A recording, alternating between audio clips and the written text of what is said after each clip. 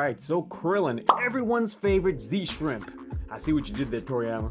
Now, you may have noticed that the rest of Krillin is missing, and let me kindly take the time to explain why that is. So, I have to admit, I did have a chance and more than enough time to get my hands on this figure, but upon its release, I even canceled my pre-order. Now, before you click off the video or drop a dislike, let me explain.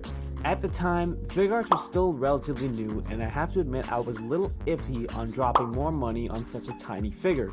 I mean, after I got Frieza, I was admittedly a little bit surprised at how much smaller he actually was in hand than Goku, but in hindsight, do I regret not picking him up? Yeah, kinda. Now, Krillin was released back in late 2013, early 2014, depending on where you live, shortly after the release of SDCC Piccolo, and personally, I think that a premium color release, or even a 2.0, is long overdue for this character.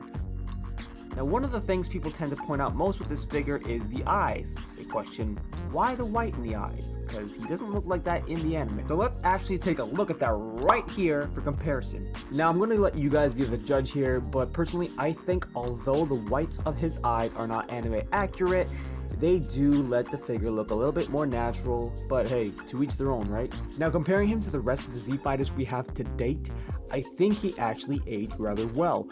If anything, the fact that he still has more shading on his body, more than the 2.0s, make him stand out a little more. Alright, so obviously I can't give my personal take on the articulation as I don't have the actual figure, but I can only assume it might share some of the similar problems with the rest of the 1.0 figures. But from what I can see here, he does seem to have these issues corrected. They even gave him kneecaps, for God's sake. So he doesn't even really have the hideous knees that Goku, Ultimate Gohan, and Piccolo have. Now, I think with Krillin, the sheer smallness of his body actually worked out in his favor with the 1.0 articulation, much like Frieza. He doesn't have the problem where his arms aren't long enough to recreate overhead poses, and if they were, then we'd have a serious problem, because he needs that motion for the destructive disc. Alright, so with regard to the faces, much like Nappa, Tien, and Frieza, all the bald guys, he comes with separate heads instead of faces, which was the right move to make. And if you picked up number 18, then you scored a 5th extra head to go with it, for, you know, recreating some more of those more interesting poses. But seriously, the range of expressions they included is great. I mean, too often with Figuarts, it feels like we get more serious faces than a balance with expressive or even the comedic faces. But with Krillin, we get the best of both universes here. I actually don't know what other face they could have included. I mean, you could argue a powering up face with his eyes actually open could be one. I guess you could maybe include a head with hair if you really wanted to have that for some reason. But overall, I'm glad that all his faces have neutral eye placement instead of that off to the side kind of thing. Alright, so let's talk about the hands, and as you can see here, he's pretty handsy. He comes with a ton of hands. He comes with the fists, the energy blast / destructive disc hands, the martial arts hands, an extra pair of grabby hands for those weird poses with 18 some of y'all be recreating, and I'm always pleased when they include a pair of relaxed hands like these. And last but not least, we have the solar flare, or instant transmission if you want to go there. Now, if there is an updated release of this figure, I really don't know what other hands they could include. I mean, they even gave us an extra hand with 18 with the remote in it. Now, with regard to the accessories, of course, he comes with a Destructo disc and the stand for it as well. And I think that the way that they engineered this was pretty well done. I mean, it could have been sloppy to the point where the figure would fall over from the sheer heaviness of the Destructo disc itself. And maybe it does.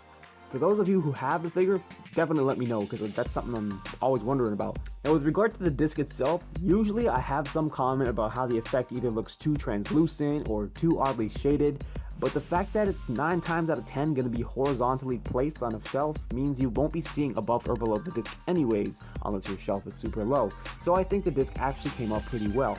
I'm just curious though. Personally, I'd want to angle the hand so that it hides as much of the stand as possible, so I wonder how far you could actually tilt his hand before the disc causes him to topple over.